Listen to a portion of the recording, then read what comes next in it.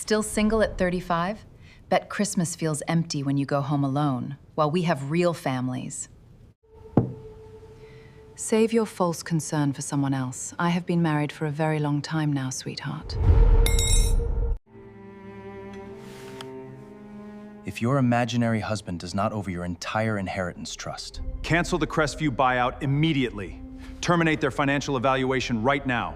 Pull all existing credit lines by tonight. You should really look into single buyer tax brackets, dear, my sister drawled, her voice dripping with artificial sympathy as she sliced into the prime rib. I mean, still single at 35? Bet Christmas feels pretty empty when you're going home to an empty apartment while the rest of us have actual families. A wave of cruel laughter rippled across the mahogany dining table. My brother-in-law smirked, nudging my nephew, while my mother simply brushed it off as lighthearted teasing with a wave of her diamond-ringed hand. Oh, stop it, she's just joking. Though she does have a point. Your biological clock isn't just ticking, sweetheart. It's alarm clock loud. I sat in silence. I didn't flinch. I didn't whine.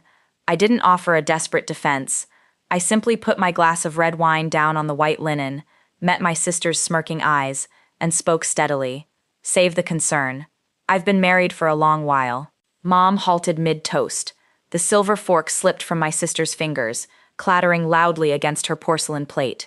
Silence smashed through the room like a dropped mirror. Nobody in that room knew the truth. But that's not where this story began. 3 months earlier, my family treated me like a charity case. Because I didn't flaunt my lifestyle, dress in head-to-toe designer labels, or constantly talk about money, they assumed I was struggling. My sister, on the other hand, married the son of a prominent regional property developer. She made sure everyone knew it.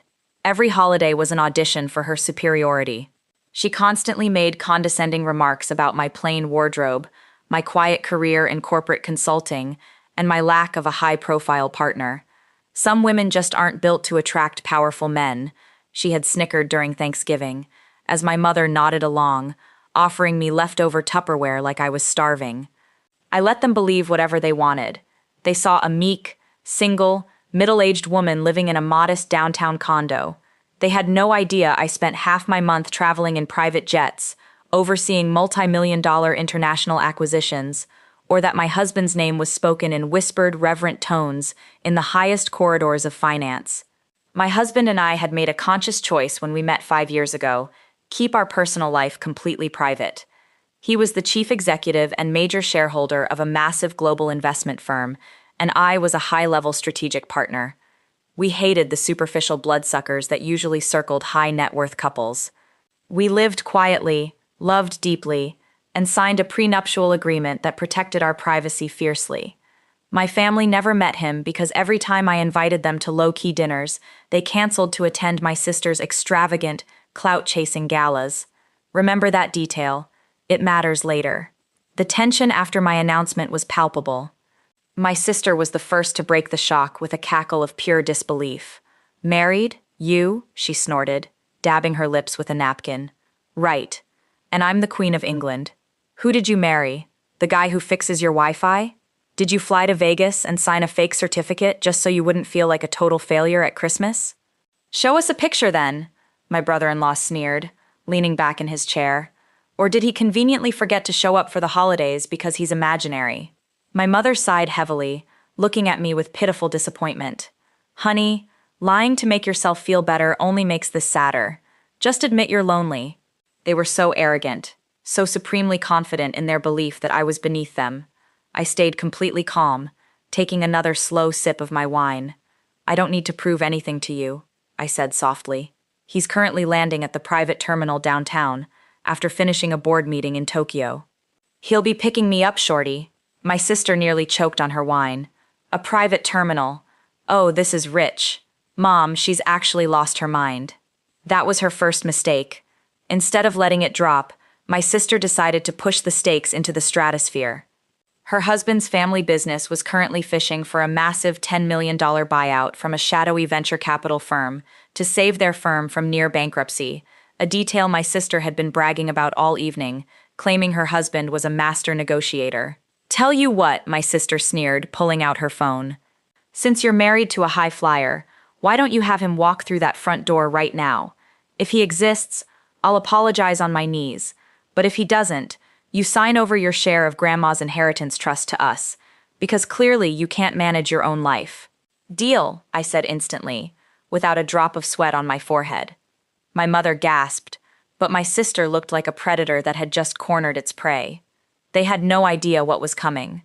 For the next 20 minutes, the dining room felt like a pressure cooker. My sister dropped subtle taunts, counting down the minutes, convinced she was about to inherit another $200,000. My brother-in-law smirked, checking his watch, bragging about how their firm's big investor meeting was scheduled for the very next morning at 8 a.m. with the mysterious managing director of Vanguard Global. Real men run real funds, my brother-in-law gloated. This titan from Vanguard is coming into our office tomorrow to finalize our funding. That's what real success looks like, sister-in-law, not some secret husband living in your head. I smiled politely. I recognized the name Vanguard Global very well. In fact, I held 20% of its voting shares. Precisely at 8 p.m., heavy headlights illuminated the frosted glass of my mother's front door. The deep rumble of a high-end, custom engine vibrated through the floorboards. My sister's smirk faltered for a fraction of a second, but she quickly recovered. Probably just a confused Uber driver, she muttered, though her voice lacked its previous bite. Heavy footsteps echoed on the porch, followed by 3 sharp, firm knocks. I'll get it, my mother said nervously, hurrying to the foyer. When the heavy oak door swung open, the air left the room. Standing on the threshold was a striking, impeccably tailored 6'2" man in a bespoke charcoal trench coat. Behind him, parked at the curb, was a sleek black Maybach with a private chauffeur waiting in the idling car. My husband stepped inside, wiping his leather shoes on the mat, before his dark eyes swept the entryway and landed on me. His cold, commanding expression transformed instantly into warmth. "Sorry I'm late, sweetheart." His deep, smooth voice resonated down the hallway. Tokyo traffic to the airport was a nightmare, but I made the flight.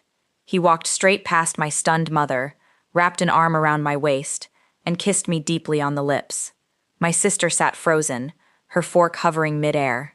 My brother-in-law's face instantly drained of all color, turning a ghost-like, sickly shade of white.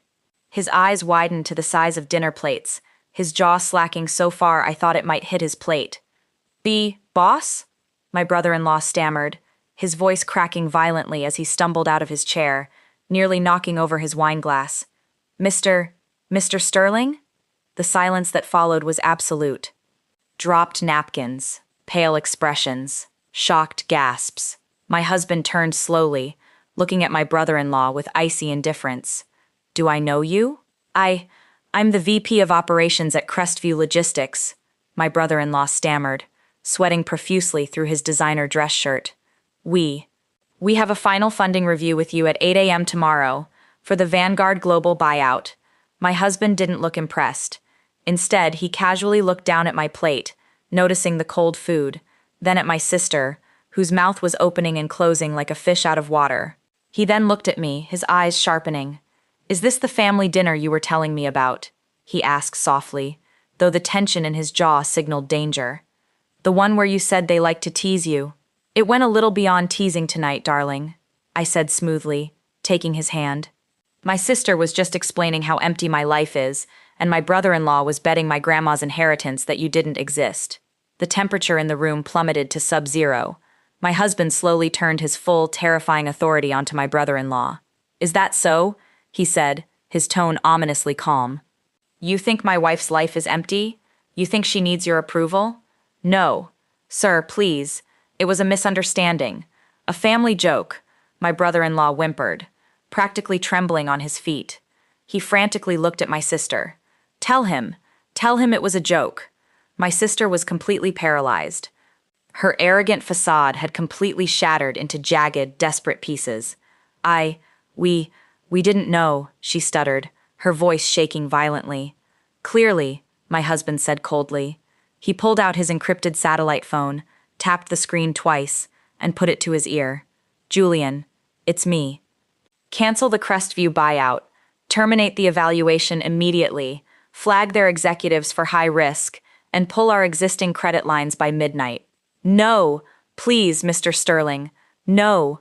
my brother-in-law shrieked, falling forward onto his hands against the table, spilling a gravy boat across the white tablecloth. That will destroy us. We'll be insolvent by next week. Please, ask your wife. Tell him, please. My mother looked like she was about to faint, gripping the edge of the doorway for support, staring at me as if seeing a total stranger for the first time in her life. I looked at my brother-in-law, then at my sister, whose eyes were overflowing with terrified, humiliated tears. The power imbalance had flipped in a single, devastating heartbeat. You told me earlier that real men run real funds, I said steadily, pulling my coat from the rack. And you told me my clock was ticking. It seems your company's clock just ran out. I didn't yell. I didn't gloat. I didn't throw a scene.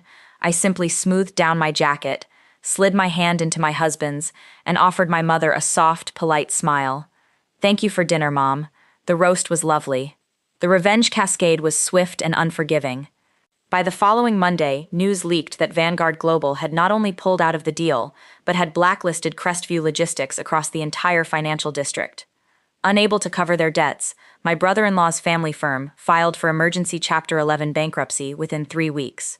My brother-in-law was promptly stripped of his position by his own board of directors, who blamed him entirely for alienating the primary investor. The stress broke their marriage open at the seams.